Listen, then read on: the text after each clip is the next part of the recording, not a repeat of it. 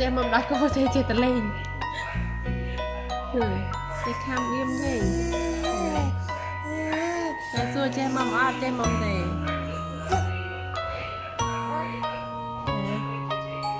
mình thật đấy bát hai papa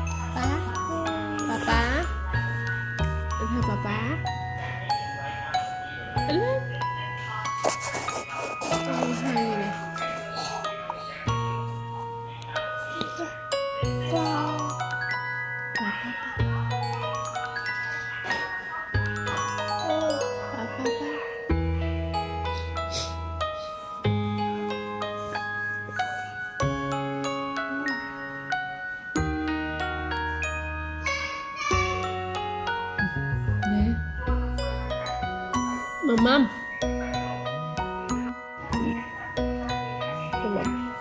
liên mầm ở trên mầm đã cổ ở trên mầm cả ba này mầm đi con mầm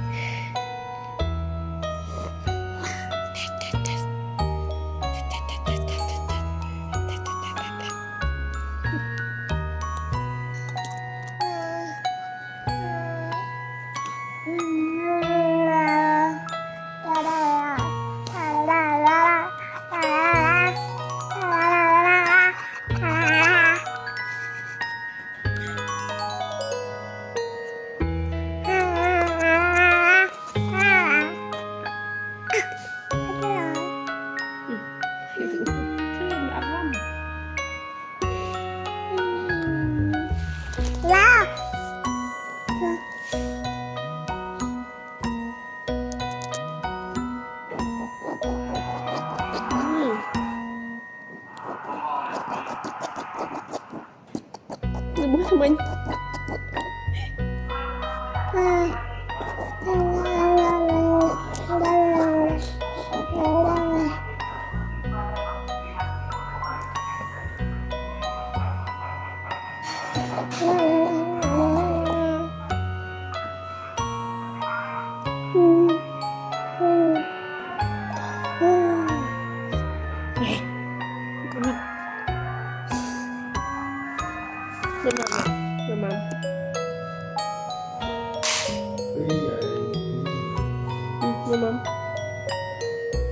mắm anh mắm chồng rồi